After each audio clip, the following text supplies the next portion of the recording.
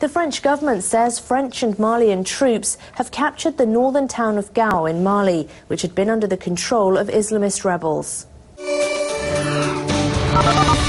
Residents of the former rebel stronghold of Gao cheered on this convoy after Malian troops with French support routed the militants out of the city.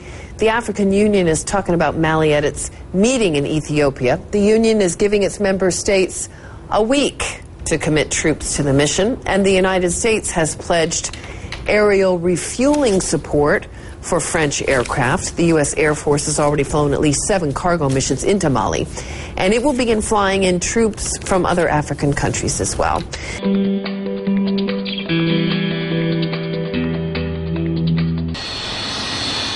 French-led troops in Mali have secured the airport in the northern town of Gao.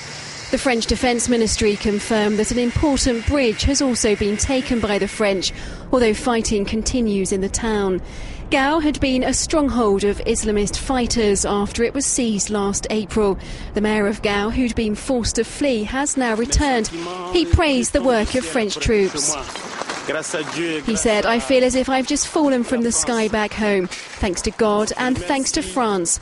I want to thank the French president who answered the call of my president."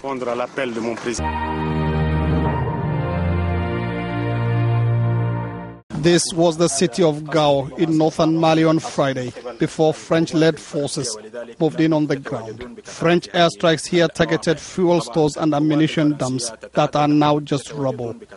The rebels say they sustained only minor injuries, but that is hard to prove. Near the town of Djebeli, an international force has also made progress, driving rebels away from this bridge over the Niger River.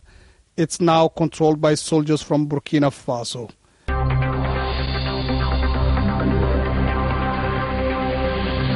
This is the biggest push of ground troops up into jihadist-held territory in Mali since the operation began on January the 11th.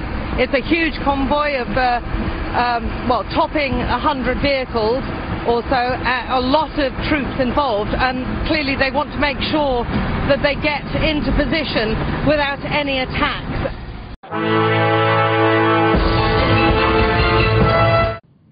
I am now currently moving with a convoy of 100 armed vehicles of the Malian army. We are stopped at the bridge at the entry of Gao. Around me I have some people from the village shouting with joy, dancing in the streets. However, they are going in the city very carefully because it seems that there's a pocket of resistance. There are some isolated fighters, and they have another fear, which is improvised explosive devices and rocket-propelled grenades. So, however, we've been hearing some planes just this morning, so it's pretty sure that now the airport is in the hands of the French and Malian troops, but it is absolutely necessary for them to secure this headquarters of the Islamic fighters.